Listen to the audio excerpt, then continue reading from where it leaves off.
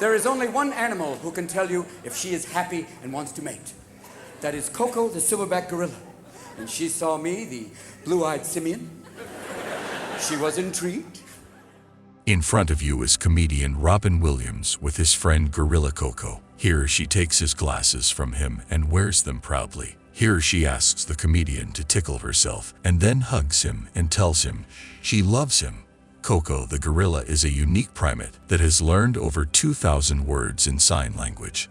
If you set aside all the high-sounding sayings, complex terms, it turns out that in everyday life, a person uses about the same number of words. And you might think that this is a consequence of banal training, such as the experiment with a pigeon, which was given food every time he pressed the right button. But Koko learned to speak not just to get encouragement, but to speak meaningfully, abstractly, deliberately. Koko didn't know swear words, but one day she didn't like a new employee and told him, "You dirty, bad toilet." This tells us that the gorilla was able to express herself metaphorically as well. It can also be argued that Koko was no stranger to a sense of conscience. She was aware of her behavior and said, "I'm sorry, biting, scratching. I bit wrong because I was angry." Koko successfully passed the tests that other gorillas failed, could comprehend her reflection in the mirror. But what is truly amazing, and yet sad at the same time, she was able to appreciate death. Koko was very fond of cats and even fostered them. But one day, a kitten named All Ball escaped from her enclosure and was later hit by a car. When Koko heard about it, she said, "Gone where they don't come back from." And even 15 years later, seeing in books a kitten with a similar coloring, remembered him and said that she was very sad. Robin Williams met Koko after her male gorilla partner, Michael, died. The comedian was the first person to make her smile for the first time in months. And when Robin himself also died in 2014, Koko said, "The woman is crying." We used to think that consciousness is something that is peculiar only to humans. For centuries, under the slogan, "Man is the crown of creation," we carry the idea of our superiority without noticing anything around us. But today I propose you to look at consciousness from a slightly different angle. 6, 5, 4, 3, 2, 1. MDS, we have ignition, we have a... On September 5, 1977, the Voyager 1 space probe was launched from Cape Canaveral. The main purpose of the mission was to explore Saturn and Jupiter, but it went down in history for slightly different reasons. Having completed the main mission, Voyager performed gravitational maneuvers and headed towards the constellation of the Ophiuchus. On August 25, 2012, the probe left the boundaries of the heliosphere, becoming the first Earth-based vehicle to enter interstellar space. Now, almost all scientific instruments on Voyagers are turned off. Only some instruments that conduct magnetic field and plasma studies are working. Each year, power generation drops by 4 watts. In 2025, it will drop to a critical level. It will no longer be enough to communicate with the Earth. Then scientists will shut down the instruments on Voyagers, and they'll go home. But even this is not the end of the mission. On board the ship, the Earthlings have loaded a message in case it is lucky enough to encounter a space civilization.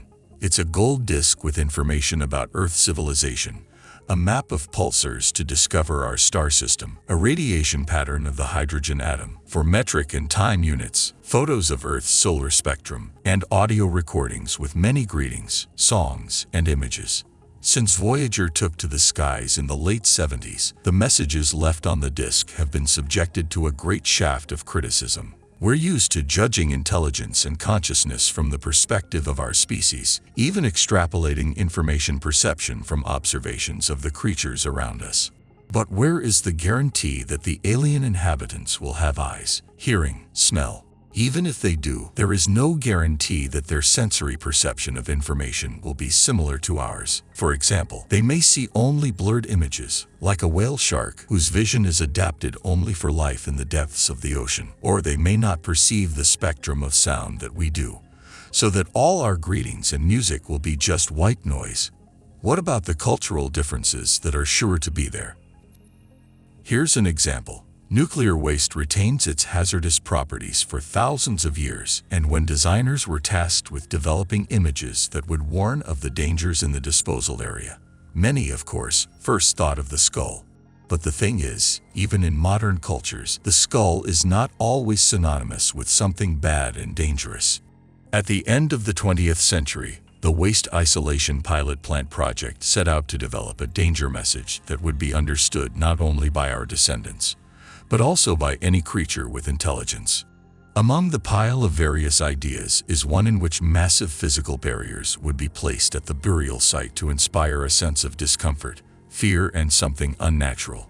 So a disc launched into space with information that only our modern society can understand does not give any guarantees that alien beings will be able to decipher it in any way. But it's very important for humans to find brothers in intelligence. We are very much stressed by the idea that we might be alone in the universe. We feel our global loneliness the moment we abstract our own subjectivity. I'm sure many people are familiar with that oppressive feeling of having no one to pour out your soul, to share new ideas. And even if you have 40 cats, 3 parrots, and a fish, it will never compare to that one person who can understand you. Look at this dog, his facial expressions and behavior. And now this one. Which one makes you want to climb a tree? Who do you want to scratch behind the ears? Congratulations, you've learned to understand dog language. The thing is that when we talk about communication between two subjects, again in a peculiarly human manner, we naively believe that communication is only speech, language, gestures, and so on. But the fact is that on our planet everyone communicates with everyone. And communication is not reduced exclusively to the concepts we are accustomed to.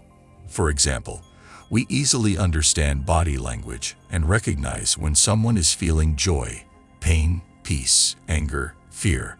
It is not difficult for us to identify all these states and make necessary decisions based on them, and we do not need any words to exchange information. Naturally, we can understand not everything.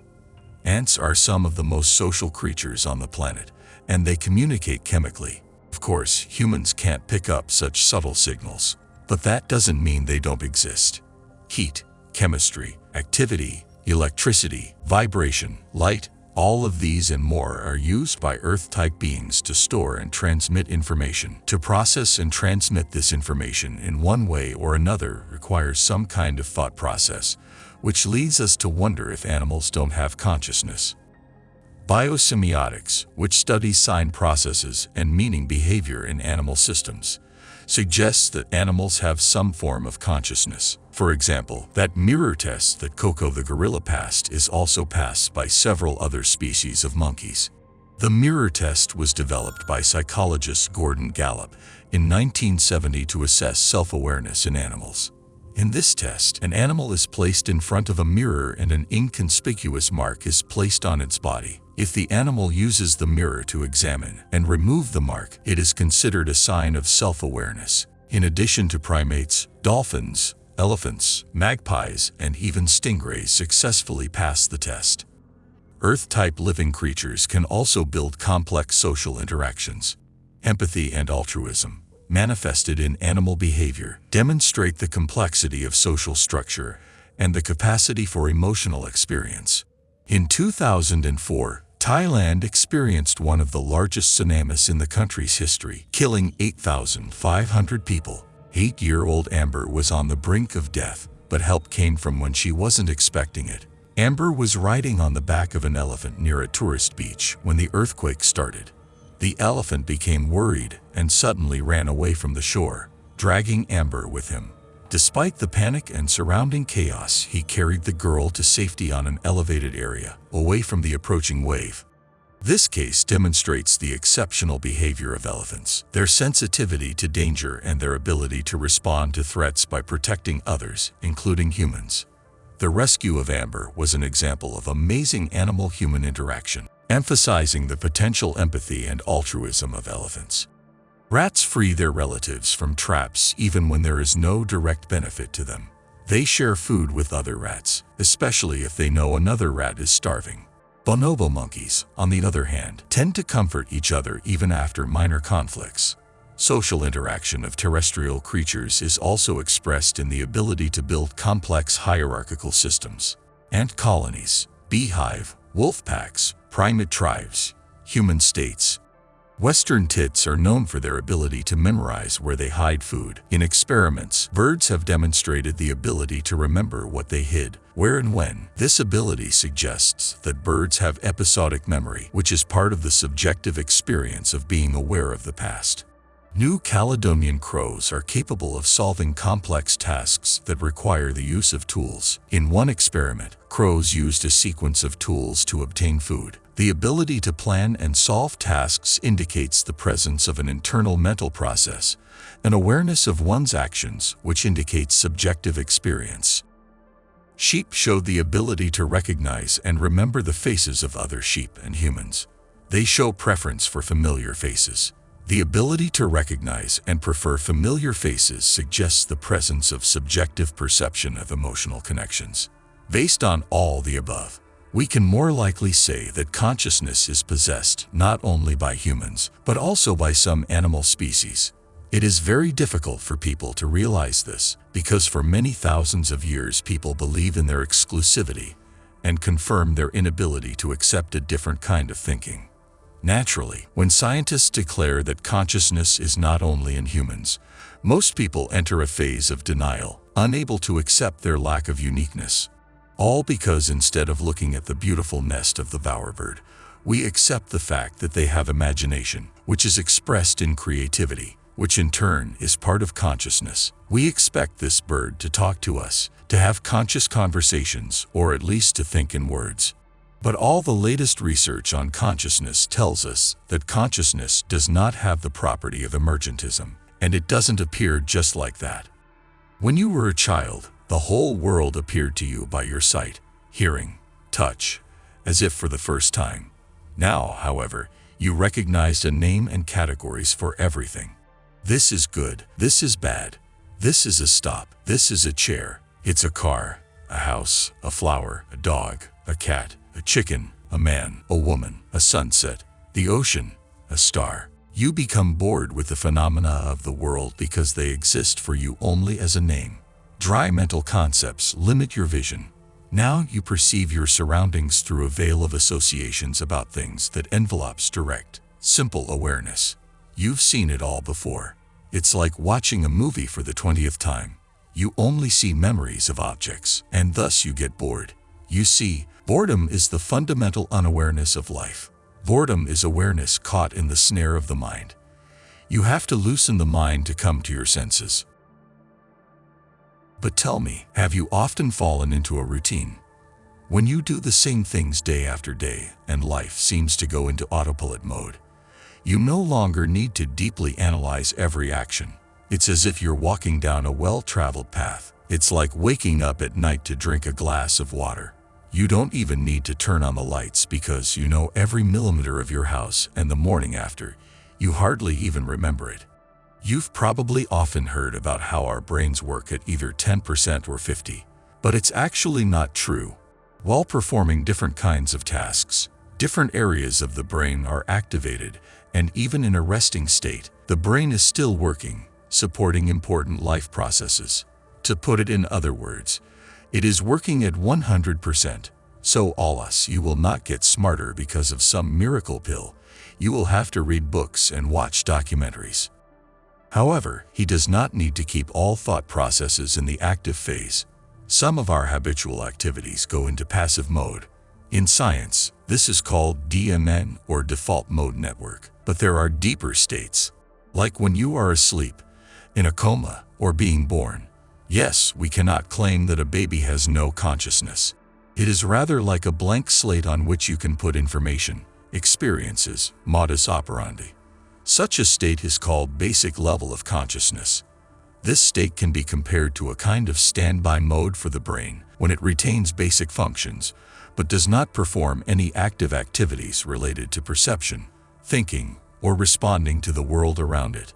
Thus, the basic level of consciousness is the most primitive basic state of mind necessary for survival, but does not include active participation in the surrounding reality.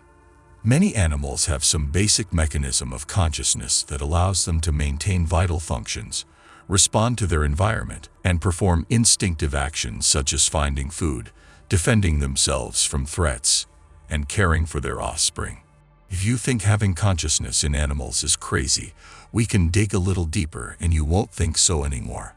Our whole world is nothing but a set of information patterns that together give us an idea of existence and indo objects with various properties that give us an idea of reality. For example, if we take a circle, for us it will be the simplest geometrical figure. But if we add the pattern of volumetricity, we see a sphere and can begin to analyze the object. It could be a bubble or a ball. Let's add a pattern of color, texture, and then we already see an apple. We add a pattern of taste, take a bite, and realize it's sour. This is approximately how our reality is formed by sensory organs, which take information from the outside, process it in the head, and together give us a general picture of the world. By the way, few people know that this is approximately how a neural network works. That is, a neural network does not need to store information about each object separately. It simply looks for the necessary patterns on the internet and gives us a picture of its reality.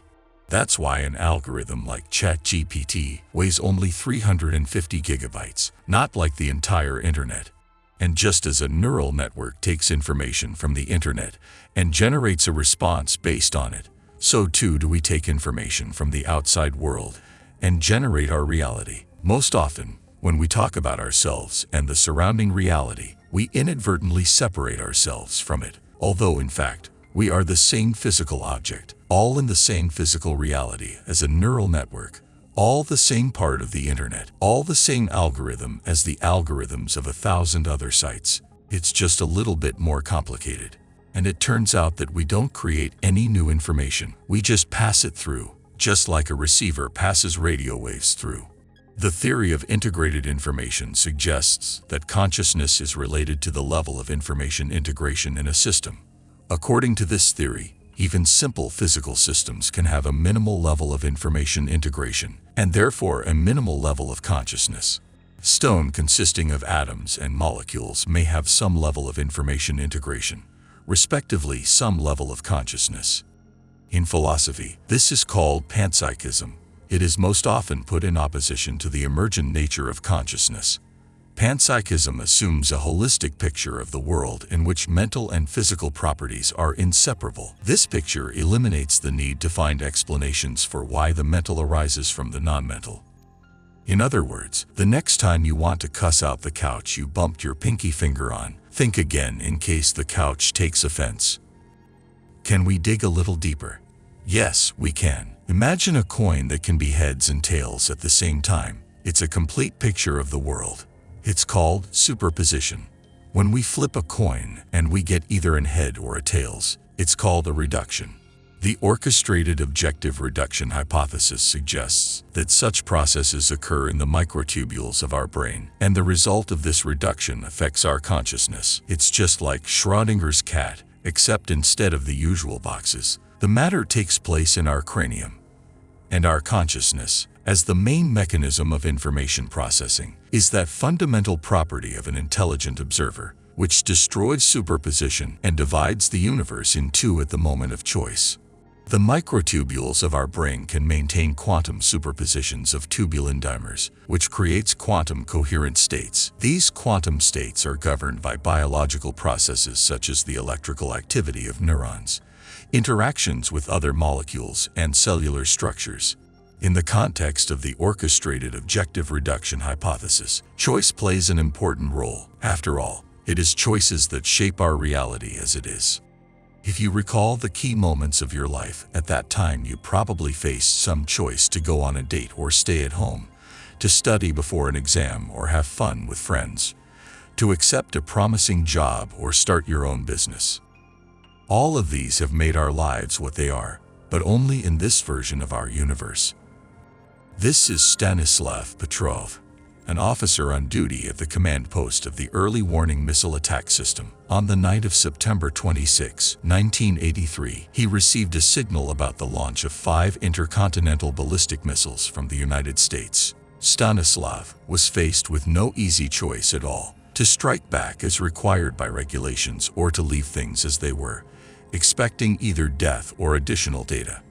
At this moment, some biological processes are taking place in Stanislav's brain. Sensory signals arrive in the appropriate areas of the cortex. Electrical impulses caused by the movement of sodium and potassium ions across the membranes of neurons pass through the axons. The prefrontal cortex processes information by evaluating possible actions and their consequences. The amygdala and hippocampus are activated, triggering emotional reactions and memories of past experiences. Somewhere at this point, Stanislav's consciousness goes through an objective reduction. The decision-making process occurs. The motor cortex is activated, sending signals through the spinal cord to the muscles to perform an action. Stanislav presses the big red button. This is where the military gets an alarm signal.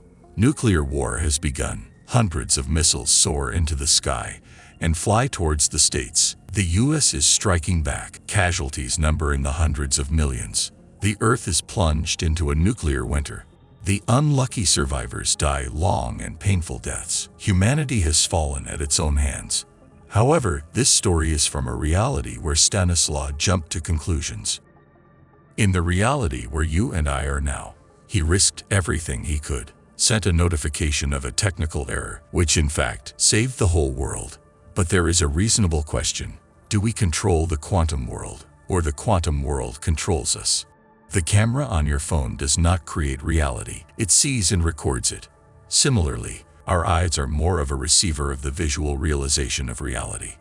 Our ears are the receiver of sounds. Our nose is the receiver of odors. Our mouth is the receiver of taste. And our skin is the receiver of sensation. If we cross panpsychism, orchestrated reduction, and field theory, we can conclude that the brain is the successor to consciousness, which means we're just another way for the universe to know itself. Voyager has been hurtling through time and space for half a century, carrying with it the hope of all mankind that we are not alone. Being at a distance of about 6 billion kilometers from the Earth, the spacecraft, whose main mission has already been completed, made a photograph, which was later called Pale Blue Dot. On it, our planet seems to dissolve into an infinite void and lose any expectation of meeting someone similar, close, intelligent. But if we narrow down the scale of our thinking, it becomes obvious. We are not alone in the universe. Boundless seas, vast fields, majestic mountains, deep forests, bustling cities. There is almost no place on Earth that is not filled with life. From swarms of mosquitoes to flocks of migratory birds, from dangerous sharks to cute house cats, from introverted herbists to humans that suffer from loneliness. But the truth screams hoarsely in our faces that we have each other. When we revel in tears and laugh in pleasant company, when we hug a cold pillow or merge in a passionate kiss, when we hate ourselves, when we treasure every moment, we always have each other. In every creature, plant, every grain of sand on the beach, every star in the sky, we see our reflection. This world is filled with paradoxically similar laws that we are able to understand on some intuitive level, and on this intuitive level, whenever we look into the eyes of a person, a small bug crawling on the grass, or into the frightening emptiness of the universe, we must realize that we are all part of one whole. Thank you for watching.